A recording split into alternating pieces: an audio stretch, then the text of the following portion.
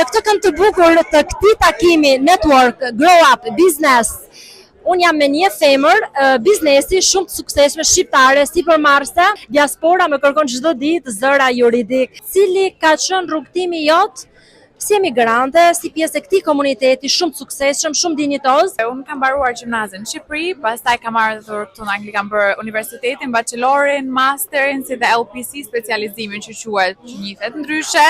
Ka qenë një rrugtim goxha i vështirë, pasi dije që për ne është e vështirë të lëvizësh nga një vend në një vend tjetër, të fillosh çdo gjë nga fillimi, në një vend të ri, në një ambient të ri, edhe rregullat që janë shumë ndryshe si në universitet, në çdo gjë ka qenë vështirë, ka qenë shumë challenging, por që me shumë punë, me vendosshmëri, besoj që arrije gjithçka.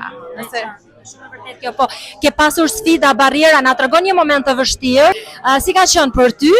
Ka qenë shumë sfiduese, ka qenë shumë e vështirë, sidomos momenti pasi mbarova universitetin dhe që duhet filloje work experience, që të merr eksperiencën, ta dije se për çfarë ke studiuar gjithë këto vite, sepse normal, liben në një shtet tuaj dhe normal që ata do marrin anglezë, neve se themi ishim pak të diskriminuar, sidomos edhe kur tonim nga vinim, për shkak se çdo vend ka të met këshia, por që prioriteti sidomos për firmat e mëdha, firmat angleze ishin gjithmonë një anglezët ose pjesa tjetër që kishin lindur këtu.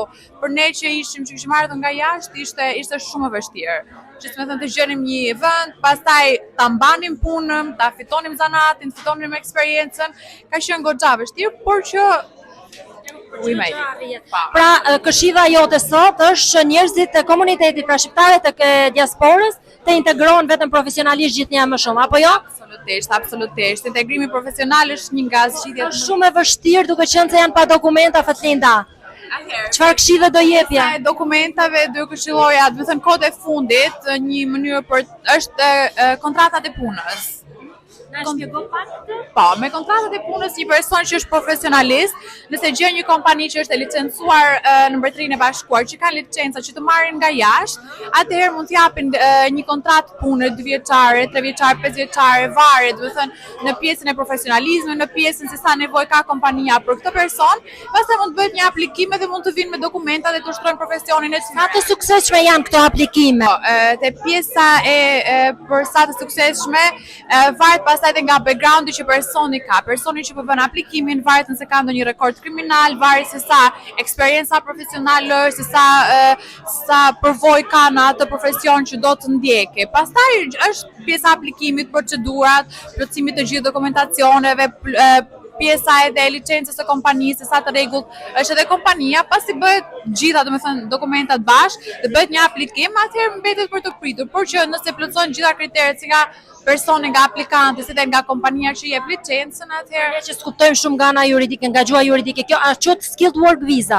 Skilled worker visa, po, kjo është skilled worker visa. Në rregull, faleminderit shumë për këtë sqarim, por emigrantët kanë edhe shumë problematika tjera, problematika ligjore të ndryshme me shtetin këtu. Kemi disa emigrantë të cilët kanë punuar në punë jo të ndershme, po kërkojnë vetë mbrojtjen nën motën e skllavërisë moderne. Çfarë këshillohet në këtë rast për këtë kategori emigrantësh? Shko, për këtë pjesën, po, është vërtet që mund të kërkojnë azil edhe në bazat e skllavërisë moderne, thjesht duhet që të kenë komunikim me një avokat, të sqarojnë se cila është situata e tyre, si kanë ardhur, domethënë të tregojnë pak për backgroundin e tyre, sa kohë kanë në Mbretërinë e Bashkuar, si kanë ardhur, çfarë situatë janë momentalisht, nëse kanë një partnere ose nëse kanë një fëmijë, pasi nëse kanë një partner ose një familje, atëherë ndryshon, pasi mund të aplikojnë në bazat e partneres ose në bazat e fëmijës. A kemi ndonjë ndryshim në legjislacionin britanik aktualisht të fundit? Momentalisht jo, ndryshimi më i madh që është bërë në shkurt të vitit kaluar që u bë për pjesën e pasaportave që ka do të thonë është bërë problem për pjesën e personave që janë futur në Mbretërinë e Bashkuar ilegalisht, edhe ka pezulluar goxha persona, sepse kanë qenë në pritje që të aplikonin për pasaportën, por me anë të ligjit që doli me datën 10 shkurt të 2025-s janë pezulluar goxha. Edhe shanset janë 50-50. Do apelojnë këta persona, se kam dëgjuar që do shkojnë në gjykatën e lartë të Londrës dhe ka shanse që shumë prej këtyre kërkesave të hidhen poshtë. Pra jo gjithmonë home office ka të drejtë?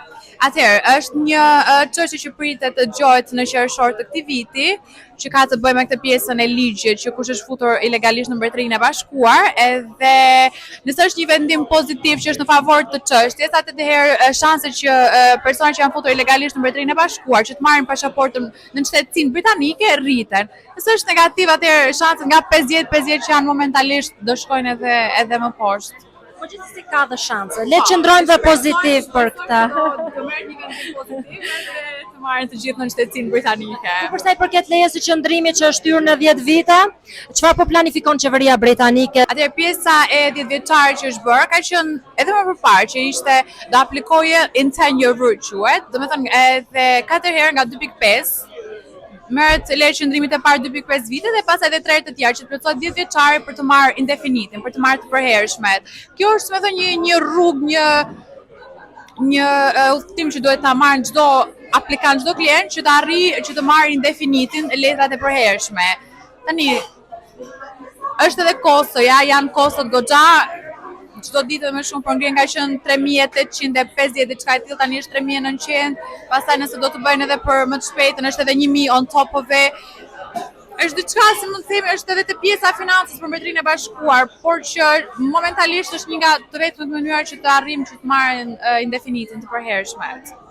Është një rrugtim i gjatë, por që jo i të presëm, po, jo i pamundur. Një këshill juridike për komunitetin e shqiptarëve që të integrohen sa më mirë me dokumenta, që të integrohen profesionalisht, me punë dinjitoze dhe të bëjnë një jetë normale në Mbretërinë e Bashkuar. Shiko, unë do të thoya që besoj hapi i parë që do të bëjë çdo person që është në Mbretërinë e Bashkuar është që të flasë me një profesionalist. Në këtë rast me një avokat, me një jurist që e di se cila është situata dhe që të marrë këshill para se të bëjë një veprim të gabuar. Pasi kemi pasur shumë raste dhe shumë çështje që për shkak të mungesës së informacionit janë marrë vendimet e gabuara dhe këto vendime gabuara kanë çuar në një pikë që është thuajse e pamundur që ata të marrin leje qëndrimin. Prandaj do thoya që informimi e folur me dikë, me një profesionalist të fushës është diçka që ndihmon. A ke klient nga Shqipëria që duan të vinë këtu? Është pjesa e vizave turistike, domethënë kemi familjarë që po vinë, që duan të shohin familjarët e tyre që kanë vite, edhe kohët e fundit kanë qenë goxha të suksesshme. Thjesht mjafton që të plotësojnë kriteret se çfarë duhet të kenë të ardhura në bankë, të jenë të regjistruar në një punë ose të kenë një pronemër të tyre, pastaj edhe një person që si themi ju del garant në Mbretërinë e Bashkuar dhe të bëhet aplikimi. Siç e thash, ka pasur shumicën e rasteve, kemi pasur raste pozitive, nuk kanë arsye pse mos t'i japë. Vetëm në rastet kur ata dyshojnë që personi nuk do kthehet më mbrapsht dhe nuk ka synim që të kthehet më mbrapsht në Shqipëri. Fatlinda, një pyetje të fundit, duke qenë se jemi në një takim biznesi Network Grow Up sot, të të pyes pak çfarë e mirë të ka sjellë sot në këtë takim, cilat janë objektivat e tua, dëshirat e tua për të bërë pjesë e një takimi kaq suksesshëm.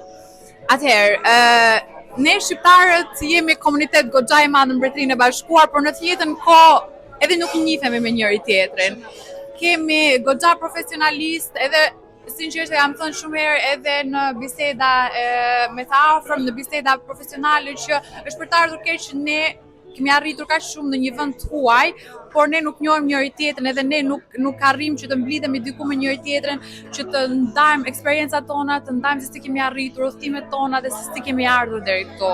Prandaj mendoja që ky takim sot në këtë takim biznesi është diçka pozitive që ta njohim njëri tjetrin, të ndihmojmë njëri tjetrin, sepse gjithë ne kemi nevojë për njëri tjetrin. Faleminderit shumë për këtë mesazh kaq të bukur dhe një thirrje në fakt për të gjithë shqiptarët që jetojnë në Britani, të bashkohemi, të ndihmojmë njëri tjetrin, të rritemi së bashku dhe të bëhemi një komunitet gjithnjëherë dhe më i fuqishëm. Faleminderit shumë dhe shijojmë mbrëmjen.